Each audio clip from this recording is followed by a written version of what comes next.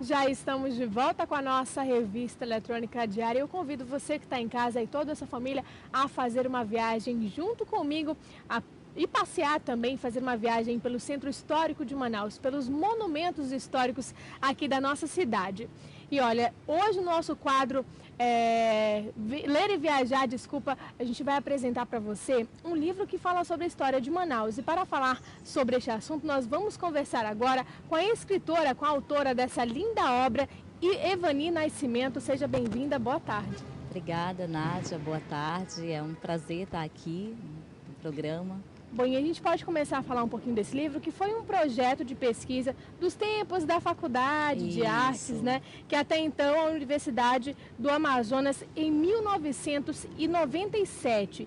E se tornou um livro com 220 páginas e 130 imagens. Exato. Preto e branco. Como é que surgiu essa ideia de construir, de realizar essa grande obra e de colocar todos os monumentos históricos aqui de Manaus? Certo. Esse foi um projeto que surgiu em 97, quando eu ainda era estudante de educação artística, e ele foi orientado pela professora Luciane Páscoa.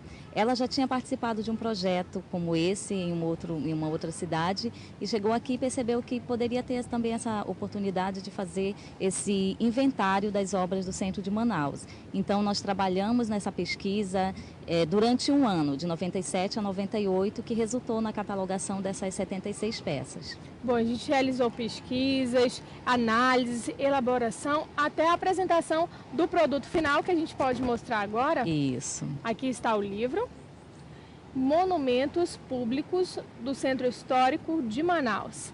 E, Evani, fala pra gente um pouquinho sobre as imagens que foram captadas aí depois da realização desse projeto no ano de 2000. Certo. Durante toda a pesquisa de 97 a 98, nós fizemos vários registros visuais de todas as obras, com medição e tudo. E para compor o livro, a ideia do livro, nós optamos por contratar um fotógrafo, que foi o Armando Cajueiro, que realizou então todo o levantamento fotográfico das obras, com detalhes e tudo. Então as fotos são de 2000. Bom, e você optou a não acrescentar e nem retirar nada do livro e manter as informações e imagens que foram captadas nesse ano 2000. Por quê? Exato, porque se eu fizesse novas fotos, eu estaria realizando um outro trabalho. E a ideia era justamente tornar público a pesquisa que tinha sido realizada e que tinha tido êxito. E também porque as fotos ficaram muito boas e as fotos são registros históricos. A cidade, em mais de uma década, ela já é outra. E essa outra cidade, ela se reflete nas obras. Então, tem muitas imagens que são valiosas porque são documentos históricos. Então, eu não poderia privar as pessoas de conhecerem também esse registro. Bom, a gente separou algumas fotos para mostrar para você que está em casa em primeiríssima mão, viu? Que fala aí um pouquinho de como era a cidade de Manaus no ano de 2000, né? Isso, desse ano de 97 a 2000. E a gente gostou muito dessas imagens porque houve umas modificações com a revitalização da praça. A gente pode falar que praça é essa? É a Ponte de Ferro, na verdade? Não, essa aqui é a Praça da Saudade, onde tinha aqui os monumentos, né? Tinham duas esculturas em bronze, que era o homem moderno e o homem pré-histórico. Havia um outro traçado na praça e ele foi modificado, né, no mais recente projeto de revitalização, que retomou o traçado dos anos 60. Então, aí fica um registro de como a praça era antes dessa revitalização. E a gente escolheu outra foto aqui que é impressionante, muito bonita, que as pessoas não conheciam esse lado, né? A gente pode mostrar aqui na página 110, deixa eu encontrar aqui a nossa foto, que é a foto da Ponte de Ferro, Isso. Onde fica hoje localizada na 7 de setembro. Aqui, ó, a gente conseguia observar que ao redor, nessa área aqui, nessa comunidade da ponte, ficavam casebres, né? São famílias ribeirinhas que aqui estavam morando, que agora tem o Largo Mestre Chico, né? A Praça do Mestre Chico. Isso, toda a área ela teve um processo de revitalização, então, como eu falei, é uma imagem histórica. Então, essa imagem ela está compondo o livro, assim como outras que datam de 2000. E é interessante porque a nossa memória ela precisa desses suportes. Então, quando a gente olha para uma imagem dessa, a gente tem um pouco de choque em saber como era a cidade e que a gente não lembra mais.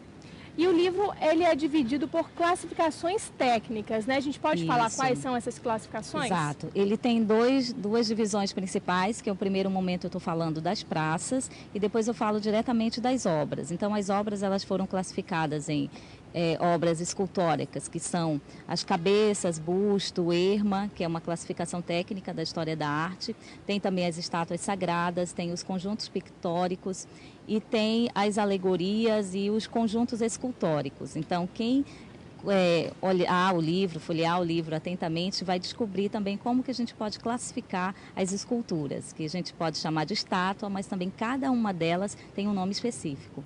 Evani, e para as pessoas que estão em casa, não são aqui de Manaus, ou então são e não conhecem um pouquinho da nossa história, não lembram como era Manaus no ano 2000, onde é que a gente pode encontrar essa obra?